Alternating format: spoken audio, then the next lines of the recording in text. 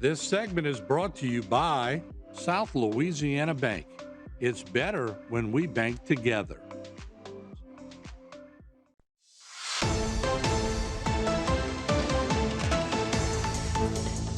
Hello and welcome back to this edition of Bayou Time. Again, your host, Keith Weissite, licensed clinical social worker with Terrebonne Home Care. Very glad you're joining us, however you may be joining us. We appreciate it. And you know, one of the things that people talk about that is the most stressful that they can do is public speaking. And so one of those things that doesn't really create much stress for me very often creates stress for other people. I love the fact that we have people in our area that are focused on being able to help others in how they deal with stress. Two of those people with us today. We first welcome Ms. Amber Cavalier. Amber, thanks for joining us today. Thank you for having us. I appreciate it. Of course, clinic manager over at St. Mary Behavioral Health Center, so we appreciate that. Yes, I'm a licensed addictions counselor and licensed professional counselor. Yeah, and we appreciate it very much. Sitting next to her, Carrie Edwards. We appreciate you being here. Thanks for joining us. Yeah, thanks for having us. And so clinic manager and also an LPC and an LMFT. Yes. So licensed marriage and family therapist as well. And so as a licensed clinical social worker, we have quite the list of letters behind our names.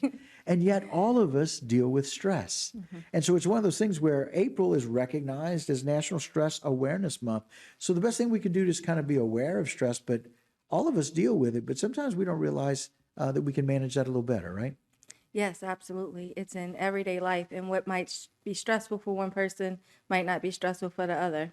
Yeah. And so, like I said, you know, public speaking, kind of easy for those of us that, you know, have those degrees and in front of groups and classes and teaching people. But there are some people that get really stressed and they try to control things that they can't. How do you help people with that? So I always try to ask them how much focus and energy are they putting into the one thing. So I ask them to hold an object sometimes, and I ask them how much it weighs. And usually I pick a light object. And they're like, oh, this doesn't weigh much. And I'm like, well, can you hold it? Yes. Right. Can you hold it for the next 30 minutes? And then they look at me a little different. And I say, Right. in 30 minutes, I'm going to ask you how much it weighs.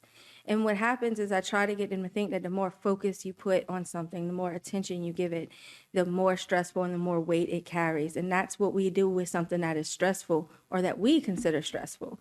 And then it creates all these other things going on in our body, where if we did something distracting, we took a minute walk or walked to a stop sign by our house or did something to distract our mind, we would be able to handle that situation and think a little more clear. Yeah, and this morning, if I'd have simply decided to do the three breath rule, breathe in through your nose and out through your mouth for a situation, I could have stopped a situation from escalating. And we're taught that and we teach that, but sometimes we still need to learn that. And so deep breathing can do that as well. If you're in a situation where you need to really, something you can see is escalating, 3 deep breaths, it's amazing what oxygen to your brain and your lungs will do to redirect your thinking. Absolutely. And, you know, we live in a busy world where there's so much social media and just all these things that keep our mind occupied, that stillness and deep breath seems something small, like it's something small, but it's actually very helpful. I like to use the square method, especially working with kids, because it helps them be able to do it, but have a focal point where they draw a square and they breathe in for each line and then out for the next. And I tell them just repeat it as many times as you can. You can draw the square on your leg so no one sees you under your desk doing it. And then it just helps you recenter yourself and loosen the muscles that are tightening up when you feel that stress. Right. You know, Carrie, very often people tend to take their stress to that next level. What do we do to help them?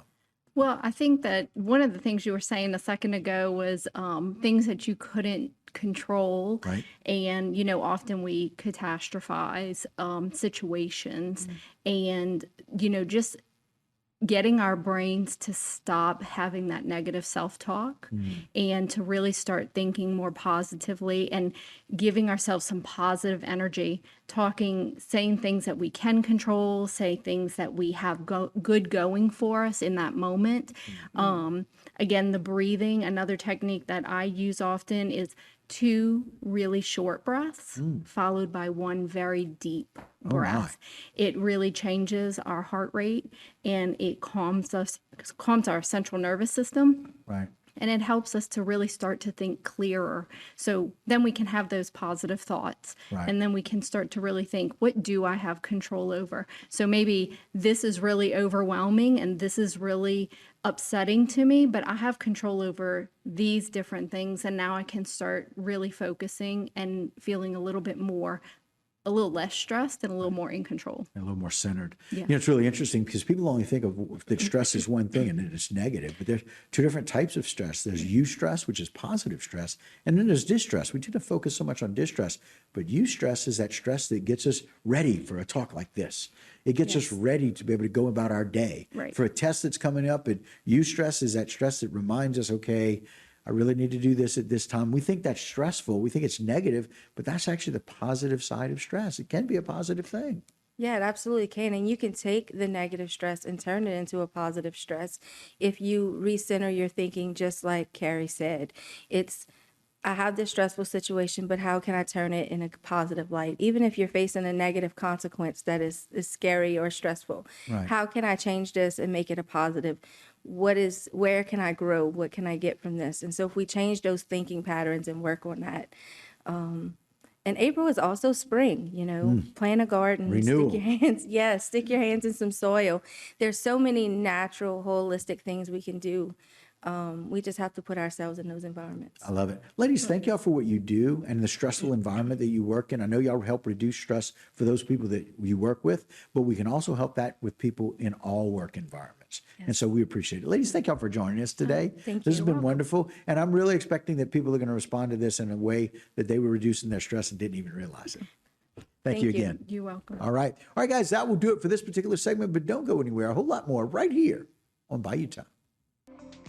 This segment was brought to you by Alford and Associates for all of your insurance needs.